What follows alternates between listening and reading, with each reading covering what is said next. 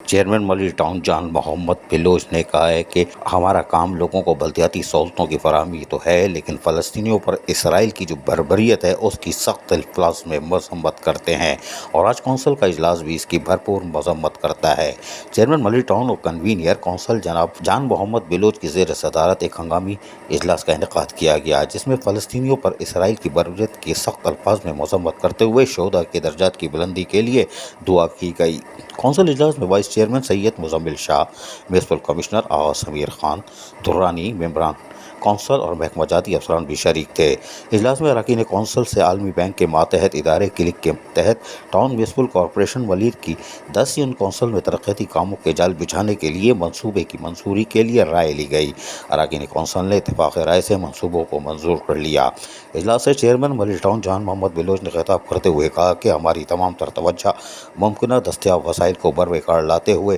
مزید وسائل تلاش کرتے ہوئے ملی ٹاؤن کے رہائشیوں کو بہتر سے بہتر بنیادی سہولتوں کی فراہمی کی جانب مرکوز کرنا ہے۔ انہوں نے کہا کہ شہید رانی محترمہ بے نظیر بھٹو ہوں یا شہید بابا ذوالفقار علی بھٹو، ان کی تعلیمات پر عمل کر رہے ہیں، اور یقینی طور پر 18 اکتوبر ہمارے لیے اہم دن ہے، اور یہ اہم دن ہونے کے ساتھ ساتھ تجدید کا بھی ہے کہ جو سبق ہمیں شہید بابا ذوالفقار علی بھٹو، شہید رانی محترمہ بے نظیر بھٹو نے دیا تھا، ہم اس عزم پر قائم و دائم رہتے ہوئے برابری کی بنیاد پر تمام لوگوں کو اپنے جو عہدے ہمیں ملے ہیں اس پر بلدیاتی وسائل کی فراہمی کو یقینی بنائیں گے۔ عزیز عارف، KBS بلدیاتی نیوز کراچی۔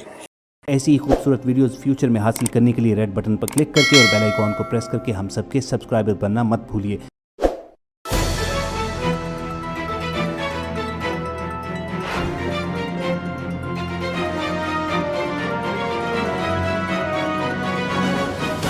KBS بلدیاتی نیوز۔